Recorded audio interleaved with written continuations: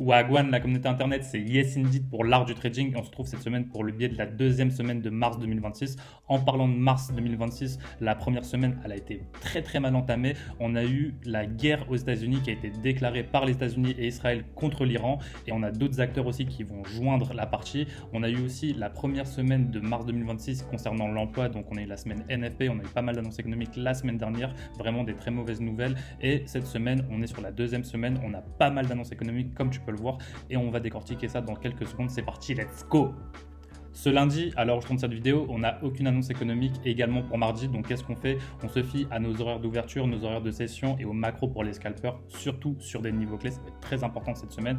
Mercredi, qu'est-ce qu'on a? On a le CPI, donc ça c'est l'inflation. On a plusieurs CPI différents. On a le mensuel, on a le annuel et on a le core CPI hors énergie et hors alimentation. Jeudi, on enchaîne avec Unemployment Claim comme tous les jeudis. C'est des allocations chômage. Et vendredi, qu'est-ce qu'on a? On a le core PCE, l'indicateur préféré de la Fed concernant l'inflation. Donc là, je pense que ça va être des mauvaises nouvelles aussi avec la guerre qu'on a actuellement.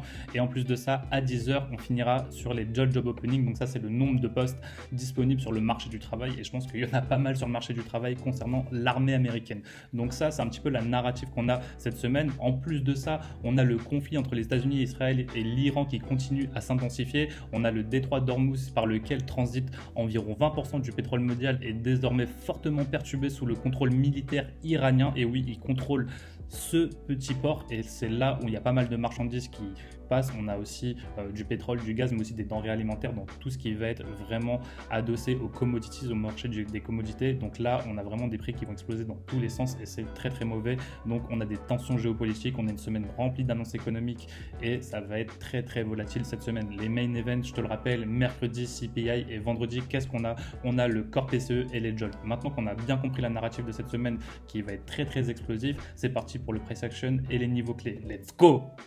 Alors, nous voilà de retour sur TradingView. À gauche, on a le SP500. À droite, on a le Nasdaq. On est en 3 mois, donc une bougie vaut un trimestre. On est en mars 2026, donc on va finir ce trimestre à la fin du mois. Et là, comme on peut le voir sur le SP500, on a presque revisité ce BC 3 mois ici qui est highlight en bordeaux, alors que sur le Nasdaq, on est bel et bien revenu dedans. On va pouvoir peut-être potentiellement cette semaine, si ça continue à avoir des mauvaises nouvelles concernant la narrative géopolitique, continuer à revenir un peu plus profondément sur le Nasdaq dans ce niveau de BC 3 mois et pareil pour le SP500.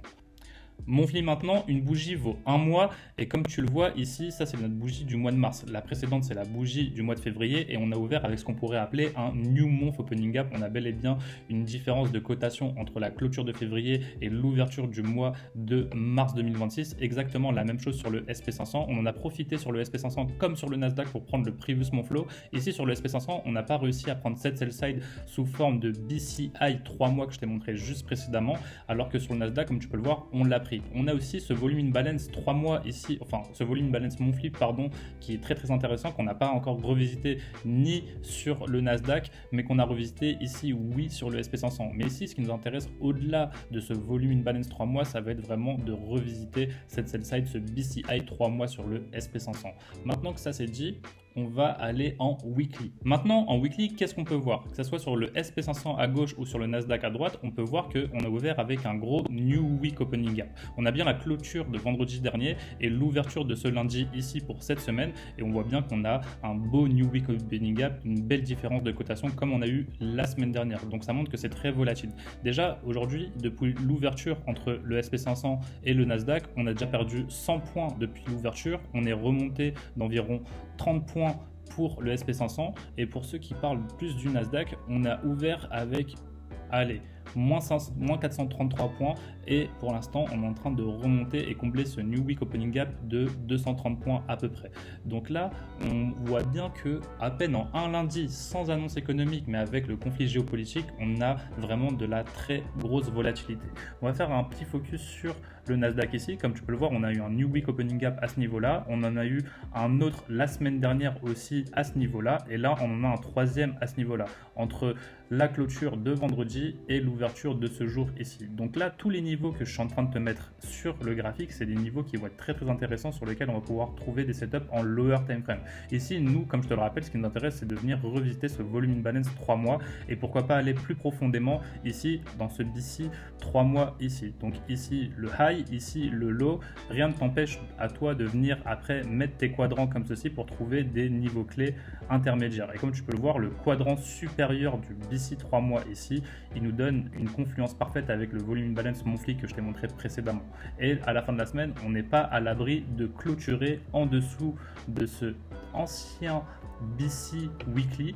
Pourquoi pas clôturer en dessous? On a déjà ouvert dessus, donc on pourrait avoir une bougie complètement bearish. Là, elle est verte, elle pourrait devenir noire pour la fin de la semaine et clôturer en dessous de ce BC Weekly orange et sous les 75% ici. Pourquoi pas de ce potentiel dealing range pour aller plus bas, rejoindre ce volume imbalance monthly. Donc ça, c'est ce que j'attends toute cette semaine. Donc forcément, là, tous les niveaux que tu vois qui sont à noter, ils vont être très importants. Que ce soit l'ancien New Week Opening Gap, les 50% de l'ancien New Week Opening Gap, le bas de notre New Week Opening Gap, le haut de notre New Week Opening Gap actuel, les 50% actuels, les quadrants à l'intérieur, les 25 et 75%, le bas du New Week Opening Gap, ce BC Weekly et aussi on aura le Previous Week Low, Previous Month Low et ce niveau-là. Tous ces niveaux-là, ça va être des niveaux très très intéressants. On va attendre des réactions du prix pour avoir des setups high quality en lower time frame. Là, pour l'instant, on va plutôt chercher cette semaine des setups plutôt bearish, donc ça sert à rien de venir vouloir acheter le plus bas parce qu'on n'est pas à l'abri que le conflit il continue et qu'on ait des mauvaises nouvelles qui vont inciter les prix à descendre.